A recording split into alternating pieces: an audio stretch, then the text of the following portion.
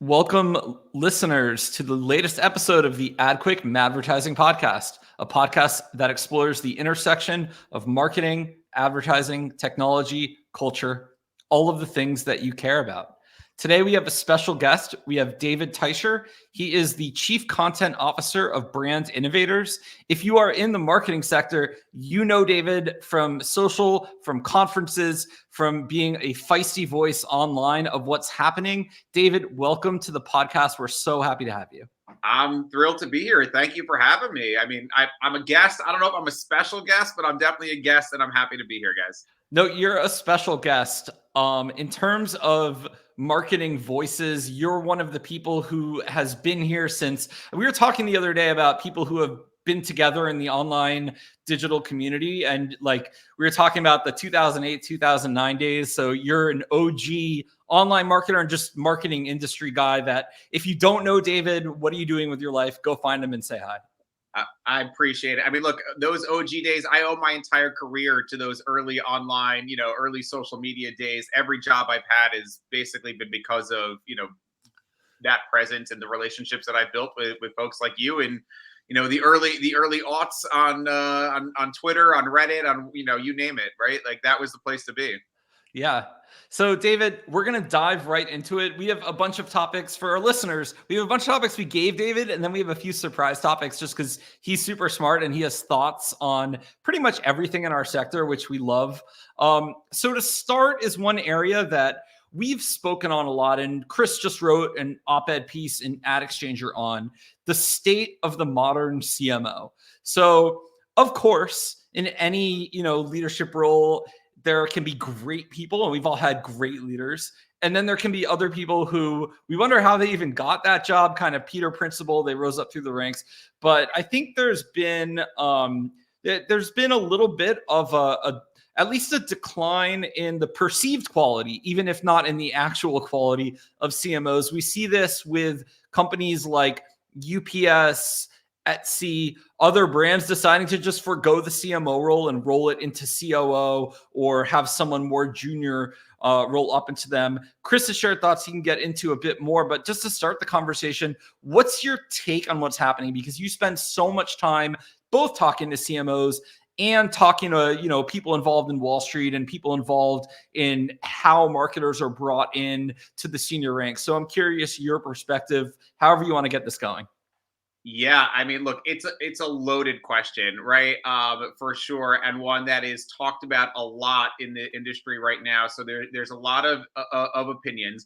I think the biggest thing is that it's a position that's undergoing a serious transformation, right? I mean, even like brands like Walgreens or others, right? They've moved on from the CMO, and some of those responsibilities have been diffused amongst other leaders, or sometimes it's brands that have created new positions or things like a chief commercial officer, chief growth officer, where the traditional CMO responsibilities fall under that person, but the remit is expanded into more of a commercial and growth, like how remit, right? So I think the key here is that when you think about the history of the big brand, blue chip brand CMO, it's very much been a long-term value proposition kind of position, right? Let's build brand, let's build loyalty, let's build a long-term relationship with consumers. You have big splashy creative, you have big Super Bowl budgets for brand awareness, and all of the sales and growth is kind of designed to piggyback on this big brand that you're building.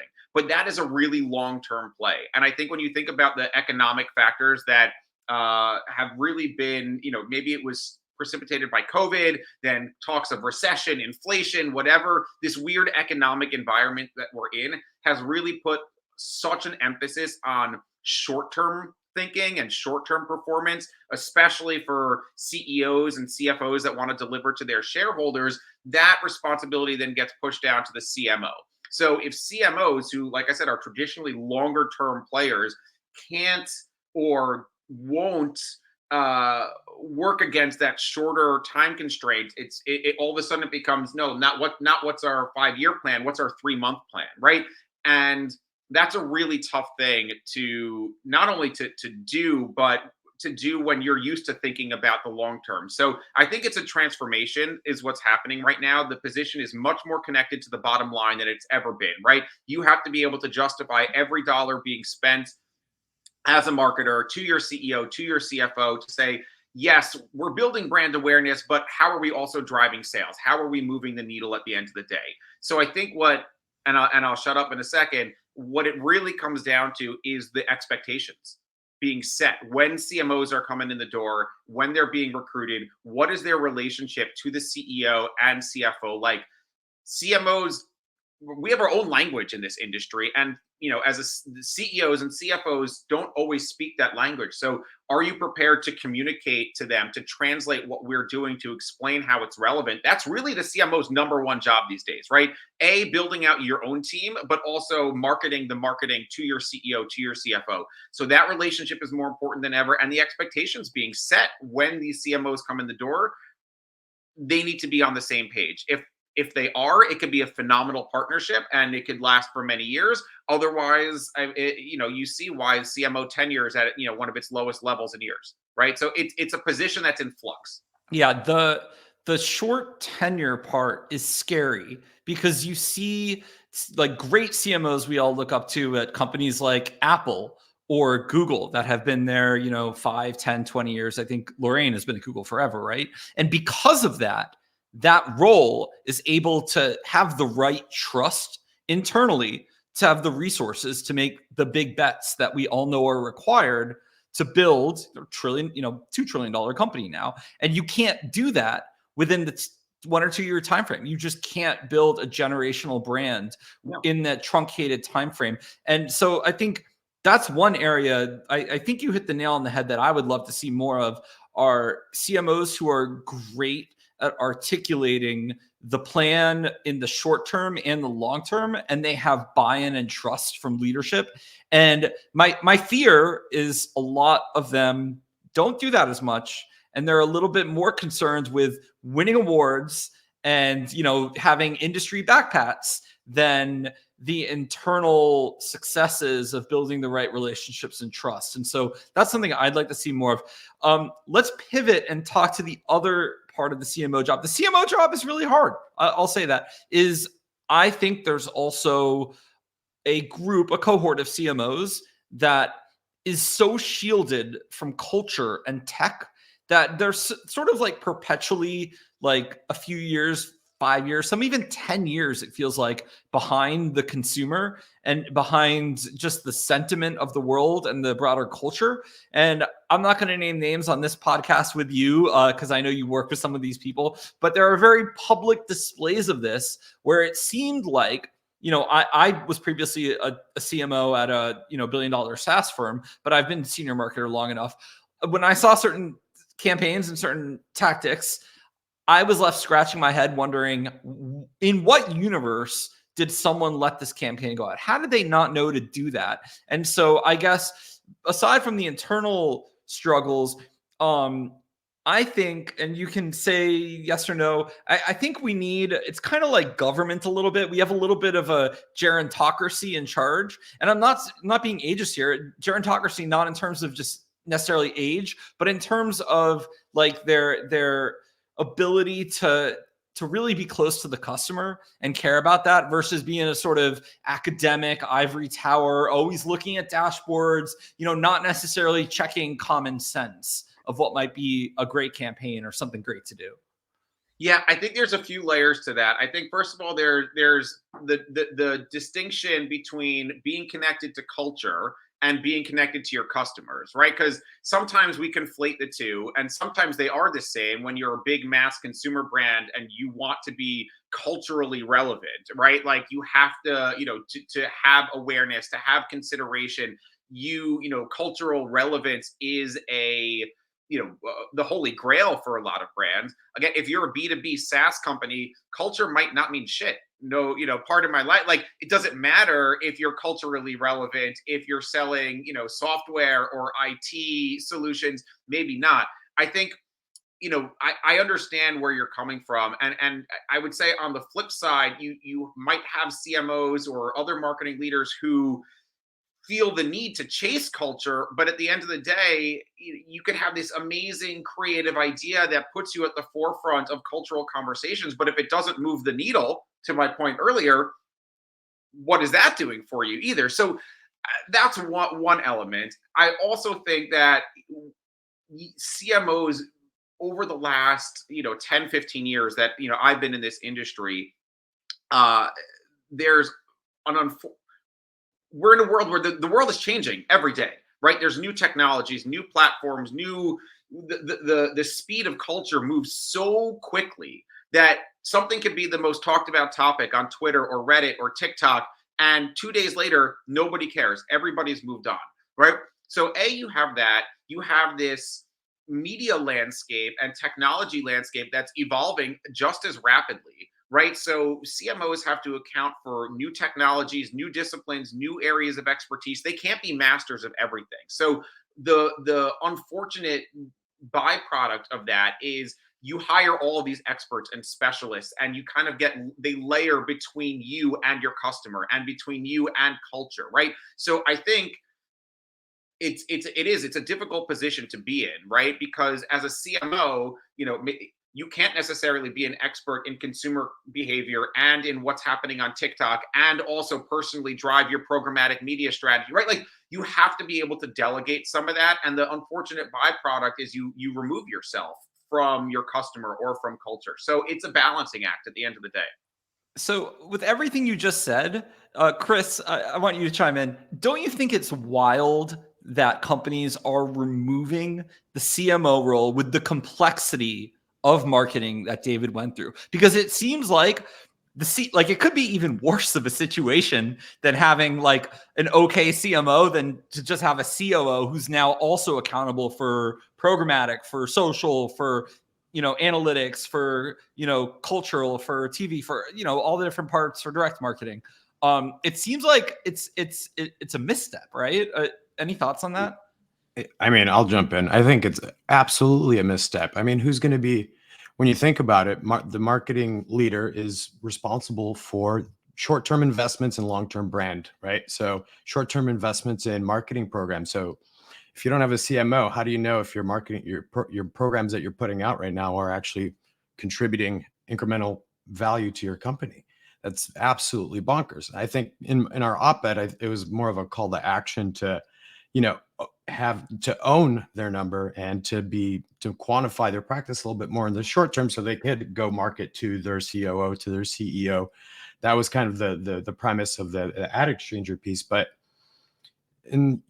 I think it's absolutely bonkers unless you've already packed up and thrown the towel, right? Like, is that what's happening at UPS? I don't know. I can't speak to what decisions all these brands are making. I think the ones, like I said, it's a balancing act. You have to be able to think about short term and long term at the same time, which is really easy to say in theory, really difficult to do in practice, right? To whether you're a CMO or CEO or anybody else, right? Like you get focused, and we put certain things as priorities, and sometimes it becomes long term, sometimes it becomes short term. So I do think the pendulum will eventually swing back to more of that longer term approach. And yeah, I think the companies that are maybe devaluing the CMO position as opposed to rethinking its remit, I think there's definitely, right, that transformation that's valid, right? The CMO role has to become closer to the bottom line and to the larger commercial business. But to do away with it entirely, I think that you're throwing the baby out with the bathwater, right? Also, there's additional complexity that just happens at companies of that size. Like, for example, like me and Adam, like we know what we spend. We know what our, we have a remit to bring in X amount of new business. We know how much we spend. We know how much we spend on tools, on salaries, on everything in between.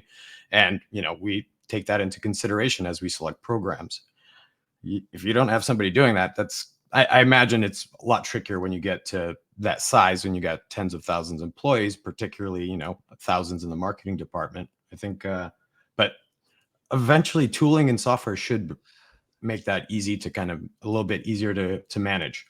I asked that question, by the way, because it can sound sometimes like practitioners on the ground like Chris, myself, and others are complaining, but we're actually not. What he just said is we want great marketing talent to set this example and be, these modern leaders that we all look up to, that we're like, you know what, I want to be that one day. And I think that gets to a lot of the frustration with some of the more junior marketers. I think that's solved with great leadership. I think we see the example of, the cliched one is, everyone wants to be like Don Draper, right? You want to be like the creative guy in the room, right? So now everyone wants to be a creative director. I think we need that, for marketing leaders to like go into, meetings and fight for the team, fight for long-term horizons and big ambitious bets.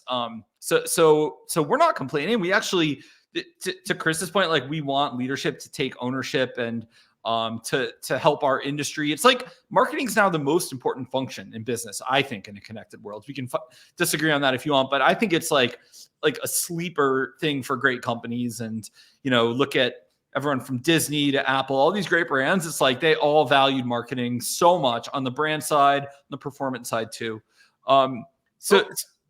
To that, right? Like at the end of the day, in the ideal world, right? Like we're talking, I'm out here saying, oh yeah, marketing should be connected more to the bottom line. Marketing should be, about moving the needle and like it's just about marketing the marketing, because at the end of the day, yeah, marketing is a profit driver, not a cost center. So we have to think about just connecting those dots and making sure that story is being told. And like I said earlier, half the CMO's job is just telling that story, right? Like to make sure that the people above the CMO or with the CMO understand, I am your biggest profit driver. I'm driving those sales. I am driving the business. So it's just a matter of reinforcing that messaging and providing CMOs with the tools to tell that story. You have a whole plethora of amazing, advertising technology and marketing technology companies, and the onus is now there to provide the tools to the CMO to connect those dots. So like I said, it's not,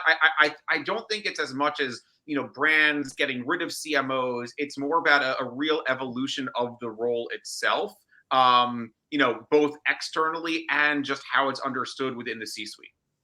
So David, really quick, I'm really excited to have you on, because obviously Brand Innovators has been, for those who don't know in our audience, Brand Innovators, like the elite community for engaging with, and correct me if I'm wrong, if primarily senior marketing executives at consumer packaged goods companies. Is that accurate?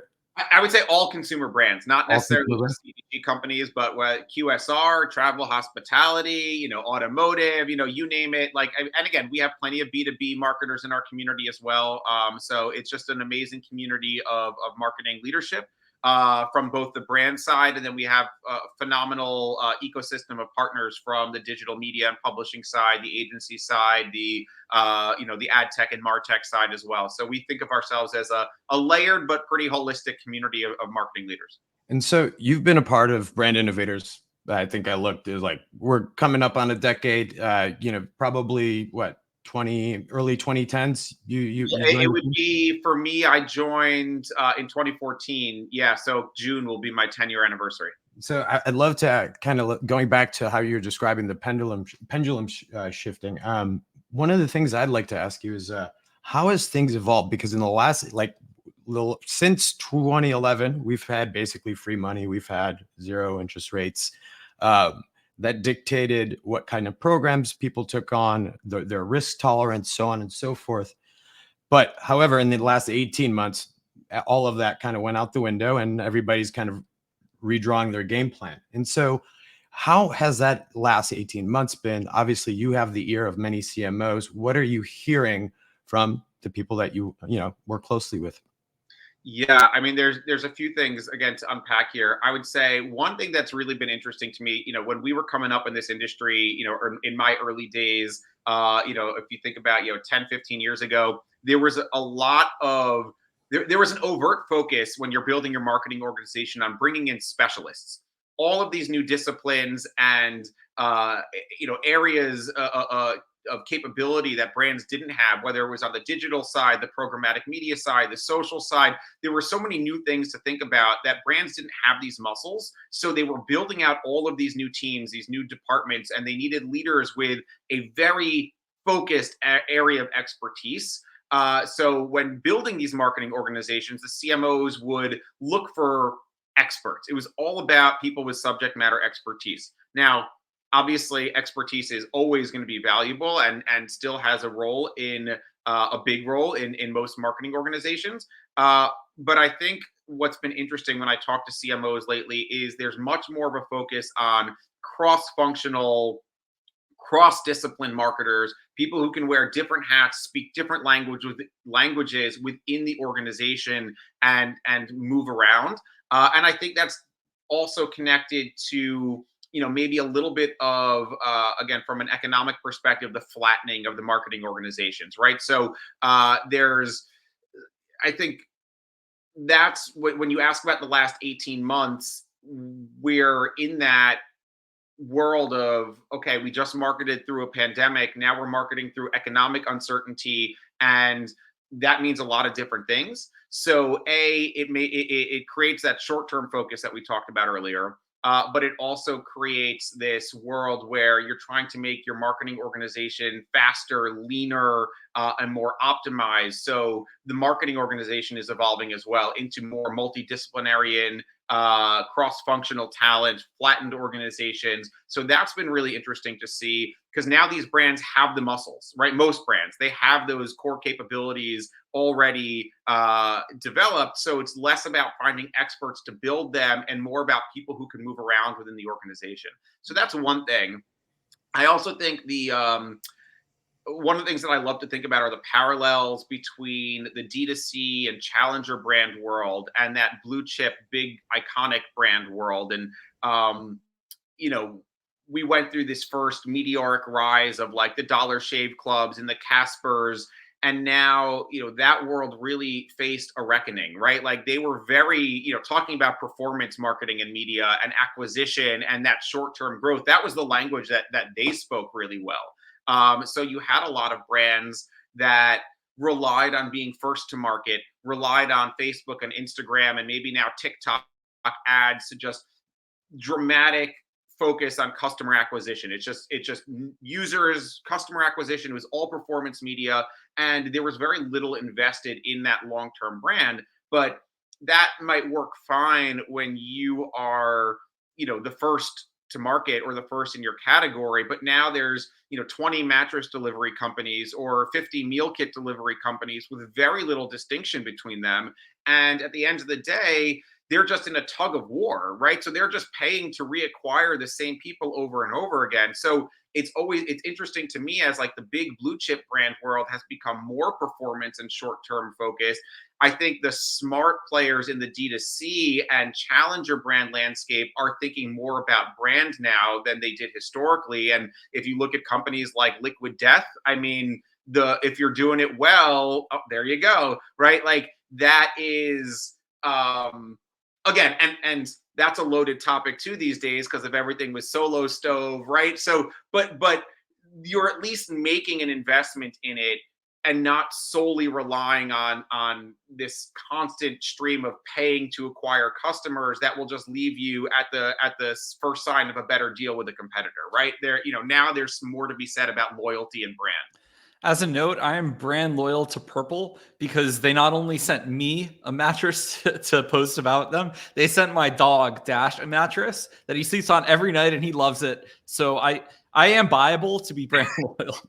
I'm pretty sure, don't quote me on this, I'm pretty sure I saw this morning that Casper's new CEO is Purple's former CEO. So like they're even just, grabbing from within. So maybe Casper will send you a mattress next now. Yeah, I actually really like the Purple marketing team because they went out of their way to find like random people to give product to share. And I've probably sold, no joke, I've probably gotten I've probably gotten at least 500 DMs asking about the mattress. They used my ad with Dash, or my picture with Dash in an ad, so that's why that happened. But I think they're really smart. The cost of that was nothing, and now I'm still recommending them on a podcast years later. So I think what you're talking about right now is something that I'm also really, kind of loving in our industry, which is like the maturation of the influencer, and that landscape, and really this movement to more micro influencers. Because again, if you're talking about the big names on YouTube or TikTok or Instagram, they're basically just like any other celebrity, right? Like they have no relationship with their or minimal relationship with the viewer or their fans or their audience, right? They may as well just be a movie star. They've got millions of followers, and you're just paying for an endorsement, right? They have no specific authority or expertise that gives them that influence, right? I'm a mattress expert because I sleep every night. There you go. There you go. Right. But that's so like this movement to like, I am, from a marketing perspective to, I'm not actually going to put all of my chips into one big influencer who's got a massive audience, but maybe spreading that between multiple people with smaller audience, but who have more influence because they actually have relationships with the people they're talking to. I think it's really smart. And I know, if you look at like the beauty industry, they do that really, really well. If you're selling a beauty product and you're not working with influencers, like what are you even doing, right? But you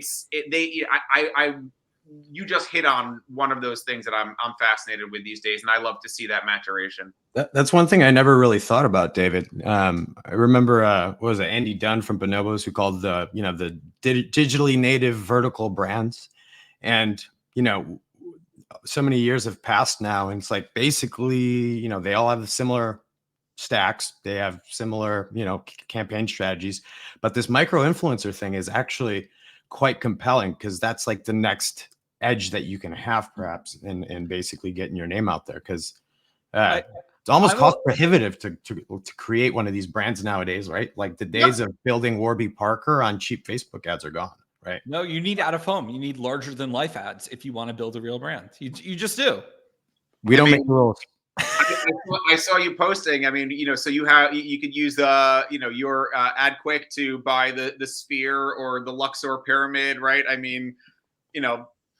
That's certainly generates a ton of buzz, right? We're super bullish at the small and the large scale, and depending your size as a brand, out of home's expensive. So but depending your size as a brand, that dictates the investments that you make.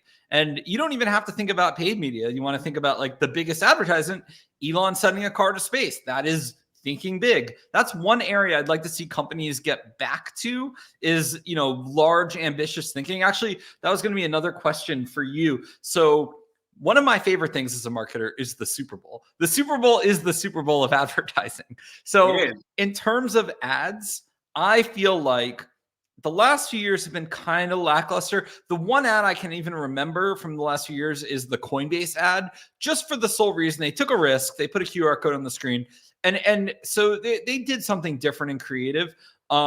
Any thoughts? Any sort of take on why that's been? Do you think it's going to get better? Are we going to see more pharma ads with stock photos? What are your thoughts on that? I will say, first of all, if you look at the stats that the NFL has shared about viewership, football is the last, icon standing when it comes to mass media and mass reach from traditional, TV, right? So, and the Super Bowl being the pinnacle of it all, right? So, they've done a great job at just, when everybody else is kind of moving on, they're still commanding huge audiences. So it makes sense that if you are a brand and you are either debuting something or launching something or really want that, brand awareness play, you're going to invest in the biggest moment in culture with the most amount of eyeballs, right? So I don't have inside access to how much needle moving these Super Bowl ads do, right? So it always is interesting to me when I think about how much money is being spent on these ads, and then thinking, well, are people going to buy that car because it was in the Super Bowl ad, or are they just hoping that the next time that they're in the market to buy a new car, that brand is a little bit more top of mind for them? So going back to everything that we're talking about earlier, like I don't know how much of a needle mover it is, despite it reaching more people. But if you are the right brand, I could see it doing amazing things. Now, I will tell you, I have not watched any of this year's early. I try to wait. I want to watch them in real, despite the fact that they're all posted ahead of time. I always wait to the Super Bowl because I want to see them and comment on them in Gotta the go in moment. fresh. Gotta go in Yeah. fresh.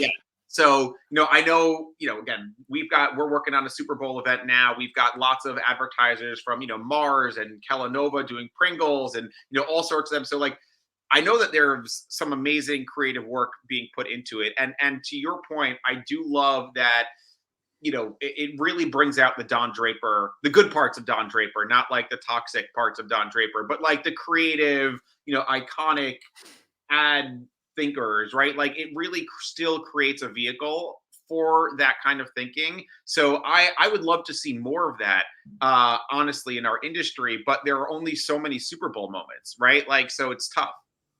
Yeah, last year was, I think, if you could kind of summarize it, they wanted that feel good experience and they used celebrity nostalgia as the vehicle for driving that. However, I was pleasantly surprised this morning. I'll only break this once, David. The Clydesdales are back. So the Yes. iconic stories of the brands have been showcasing for decades, I think are going to come back strong this year.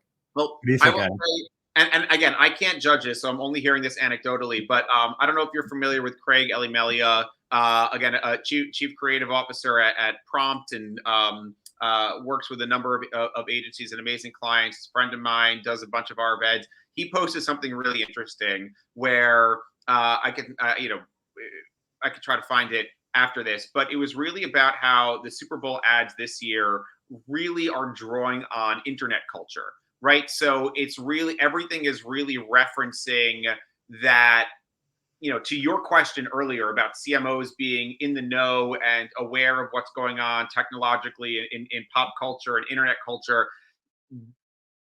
He was asking about whether or not TV has now just become a mirror that we're holding up to internet culture, basically saying, hey, yeah, we saw this trend. Haha, we get it. We're cool. Like we know about this thing that was on TikTok. We know about this thing that was on Twitter, right? So like these brands are basically saying like, hey, we get it. We're kids like you on TikTok. Haha, right? So it's like, I think that there is something powerful there, but you have to be able to like be a leader in the conversation, not a follower of that conversation. Yeah, the internet has been way upstream of TV and trad media for a while. I think when it's done cleverly, it really hits. And when it's cringe, it's super cringe. You almost like can't be in the middle. It's one of the two. Exactly. So And so only 10% are going to hit the cool factor, and unfortunately, that doesn't bode well for the rest. yeah, and great creative is a risk either way. So there is that, and I want people to take risks. Like I'd almost rather have people fail than just do nothing and like not even Absolutely. advertise. So that leads into my next question. We were talking about the big game and the big screen. Let's talk about the small screen for a second. There's kind of been this weird conversation. Different people care about it at different levels on the internet, and I guess quote unquote brand safety. And I certainly, as a marketer, never want my ads next to spam or, sometimes we talked about adult content on a podcast in the past. And actually, if you're a pretty smart marketer, you can get display on those types of sites for a rounding error of costs. So if you're like a feisty brand, that could be an avenue for you.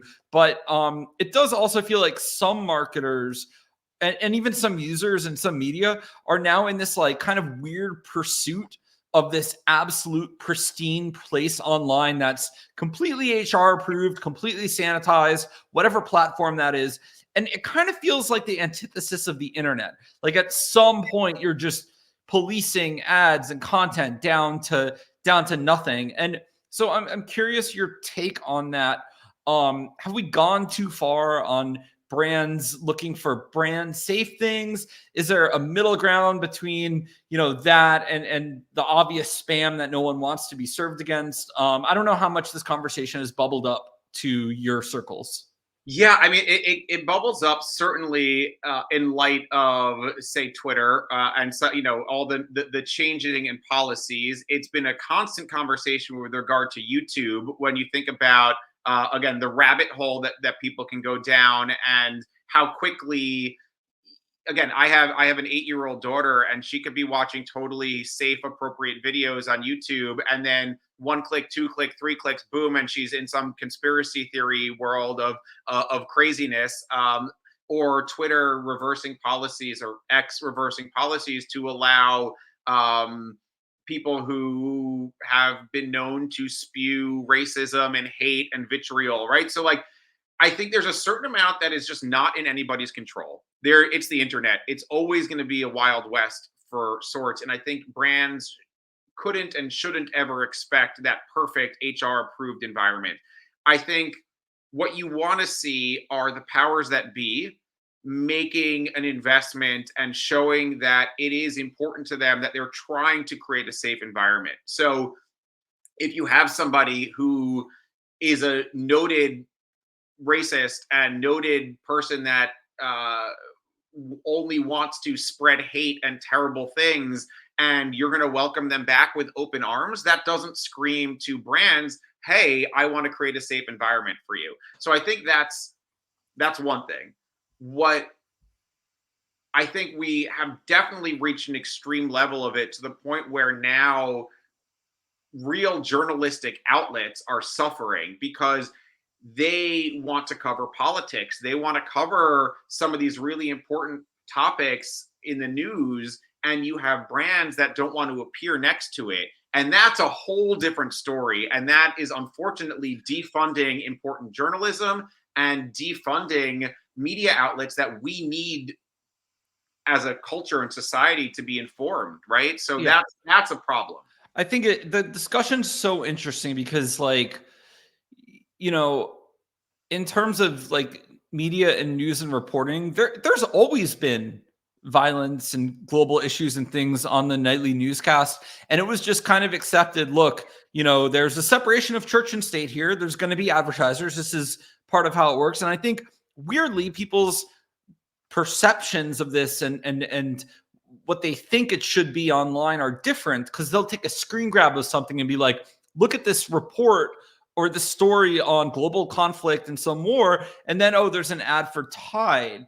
And I think there's probably some things that media could do, like, maybe, and some of them do this, where you can advertise on certain sections of the website, like sports, but then Right. there's a problem because some sites don't cover that sort of thing. So of note, by the way, Twitter and X get a lot of flack, but I'm an advertiser in that site too, and they actually, to their credit, have a great option now where you can opt out of having your brand ads. I'm sure brands ask for this, so that's why it exists. You can tick a box and not have your ads served against any political content or any risky content. They'll just let you opt out of that conversation. Here's the cool thing for brands who are maybe like a Liquid Death or a Feisty brand, you can advertise there, and again, they charge you like pennies on the dollar. So Right. I think these platforms are all trying to get it right. I guess I would say for the people listening to this that are like hard to one direction of never having ads somewhere, I would challenge them to understand how the internet being supported by ads is good, because basically it's a little bit of a it's, you have to be of a certain income level, and it's a little bit of a prestigious position to be like, oh, just pay for all your content, because not everyone can. And one of the beautiful parts of the internet is it flattens that, so we can all get content and it's ad supported. So I love what you said, David, though, because you were really balanced. You're like, obviously extreme stuff shouldn't exist. I don't think there's any controversy there. I wouldn't want my brand running ads against people who are like extreme and obviously sowing discontent.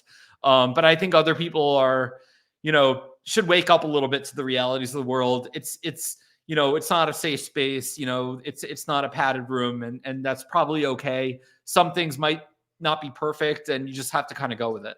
Yeah, I mean, I think what you also touched on, which is incredibly important, is that the entire business model of the internet is in flux right now. I mean, if you look at the digital media landscape and the layoffs alone from digital publishers or traditional publishers, LA Times, Business Insider, Forbes, just a few, everything that happened with Sports Illustrated. I mean, we talked about the CMO position being in flux. The entire revenue and operating model of the internet and digital media is in flux right now.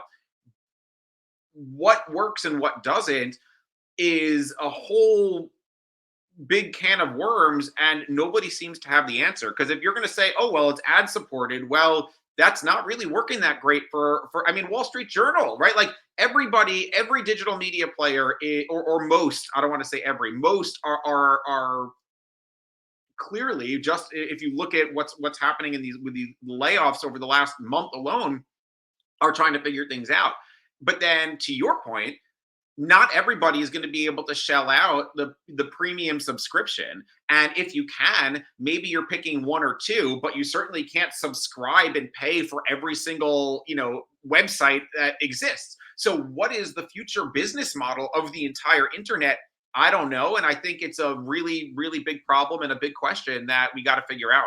Yeah, I subscribe to probably 20 or 30 Substack and Beehive creators, but I recognize my extreme privilege to be able to do that. Most people can't, have that much subscription in their life. So it's a hard problem. Chris, go ahead.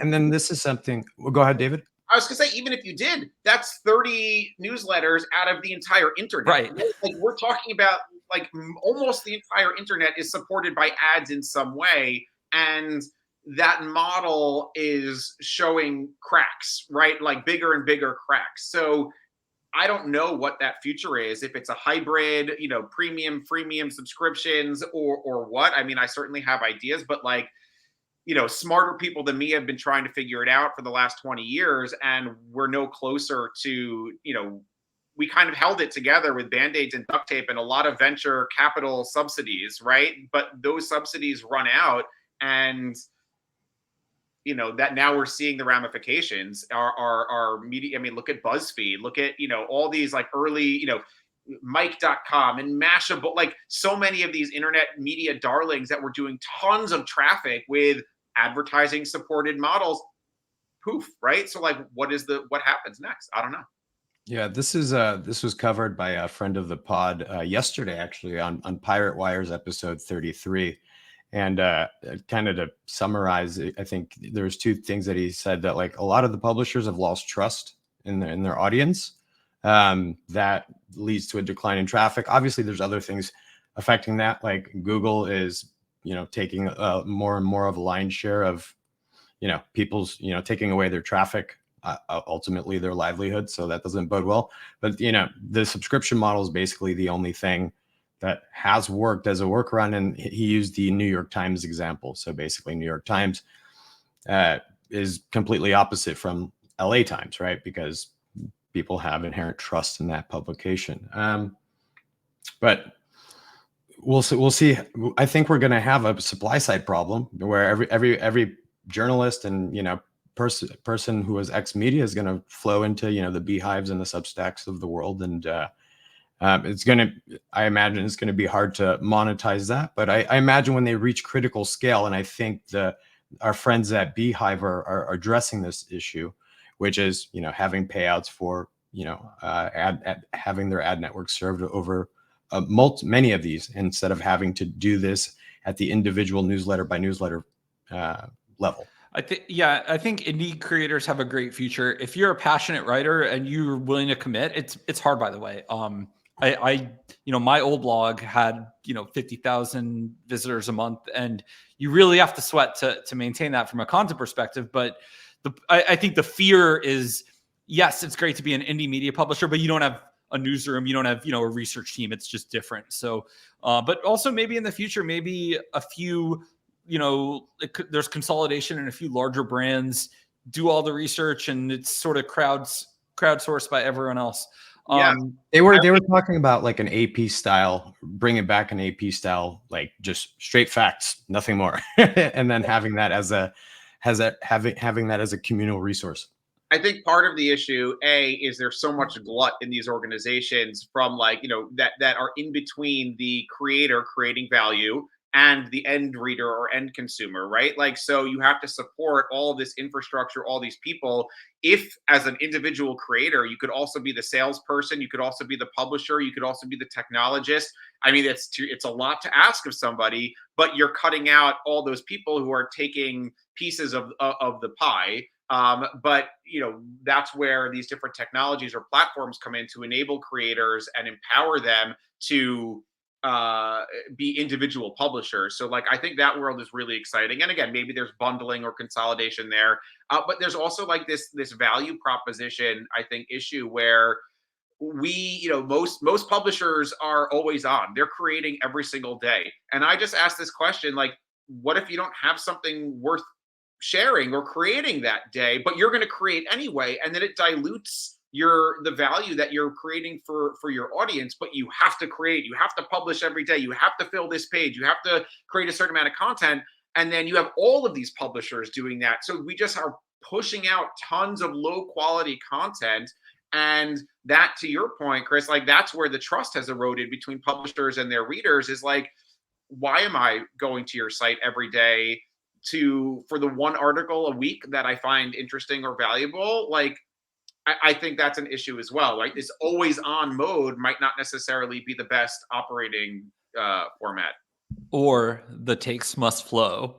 Right. David, we've got about 10 minutes left. I wanted to switch gears a little bit because we haven't talked about young marketers. And I mentor a lot of young people. Chris does as well. I'm sure you do. Do you have any words of wisdom for young folk or even junior people who want to move up in their career? Any advice from your journey into, to be C-suite and to be leading a team? We'd love to get some imparting wisdom. Sure. I mean, like, self-education, to our point about media and reading. I mean, like, in the B2B world, it might be a little different because there's a really strong value proposition there, right? Always be educating yourself, right? Like, there's always something to read about or to learn from, whether it's a hard skill, right? Like, everybody's talking about AI these days, and like, not to open that Pandora's box, but like, this question about, like, is AI going to take jobs? Like, AI is not going to take somebody's job. A person who knows how to use AI might take your job if you don't know how to use AI, right? Like, that's a different story. But like, so whether it's hard skills like learning to use different tools, or just trying to read and again, I'm biased, attend events, right? Learn. I think that is going to be a major differentiator for people. And again, like, it's not something that you can devote 10 hours to every day, but to try to learn something every day or read something every day, I think is a pretty low lift that will benefit you. And again, it signals to potential employers or future employers that you want to invest in your own personal development. I would say community and networking. Again, I'm biased because I'm in the events business, but like, invest in relationships, and that will pay off dividends. That means peers, certainly. Aligning yourself with the right leaders. I mean, we talked about that a little bit, but when people ask me for advice and like, oh, I have a couple different job offers, I don't know which one to take, and this brand is cooler than that brand, or this role is a little bit cooler than that role. I'm like, full stop. Who are you going to be working for? Who are you going to be reporting to? Because that is the number one thing that you need to think about, is if you're going to be working for somebody who sets you up for success, who can lead you and inspire you, that you can learn from, probably, especially if you're in the early days of your career, like, okay, maybe the brand isn't as cool, but like, are you going to be developing? Are they going to invest their time and their resources into developing you as a marketer? And there are some leaders that will, and that's invaluable. So those are like, two things. And then I would just say, be intentional. When I speak to really young, early stage marketers, and there was a young woman I spoke to recently, and I just got off the phone with her, and I'm like, she's going to be a CMO, assuming that position exists in 10 years. She will be a CMO in 10 years. She was very thoughtful, very intentional about like what she wants to do, where she wants to go, who she wants to work with, the kind of skills she has today, the kind of skills she wants to have tomorrow. So yeah, I mean, put thought into yourself, right? And a lot of people will just coast and not think about that too critically. So those are my three pieces of advice for whatever it's worth. I love that. Chris, you have any final questions for David, or should we wrap up since we're getting to the hour? I think that was a great way to end the segment. Yeah, that was great advice. If I had David talking in my ear when I was like starting my marketing career, I think like he would have been an awesome mentor. I appreciate that. I don't know, when you were starting your marketing career, I probably did not know any of that stuff yet, but I probably would have, told you to watch more TV and listen to different bands, but the advice would have been very different. Well, we're in one sector where watching TV and the ads is actually part of your job. So not many people get to say that. It is your job to understand pop culture content. I have watched, I think my favorite reality show, I think we talked about this online, is Below Deck. That was my favorite one because they're actually a team. They're actually doing stuff. I'm like super into it. I'm a marketer, so as much as I hate reality TV, it's my job to understand it a bit. And that's like my favorite one. So I haven't gotten into Below Deck, but I do watch Vanderpump. That's my guilty pleasure reality show. And not because there's anything to learn from people acting as teams, just because it is like world-class chaos and drama and true beautiful garbage and I mean that in the best way possible. So like when things get stressful and intense, it like allows for the ultimate disconnect. And the premiere was last night and I missed it, so I'm excited to watch that at and fall asleep to it at midnight tonight if I can. Chris, we got to get your favorite reality TV show before we end this podcast today, so I can put this online and never let you live it down. Oh man, I'm so far removed from reality. I mean, the original Real World was cool, and I mean, I stopped watching. Okay, boomer. Yeah. Well, okay. What about just your favorite TV show in general? Oh, it's probably going to be like one of those Food Network shows, like where they're like going. Yeah, reality TV shows. It's usually travel and stuff in your face because those are the two things that I love most. I love that. I had to stop watching those, especially at night, because I find myself like craving these insane dishes at 11 p.m. after I've already eaten dinner. Now I want a second dinner. I have a bowl of cereal. That's not doing me anything when I'm watching them eat cacio e pepe and steak tartare, and I'm sitting in this little bowl of Rice Krispies. But so I stopped doing that to myself. It was torture. Dangerous business.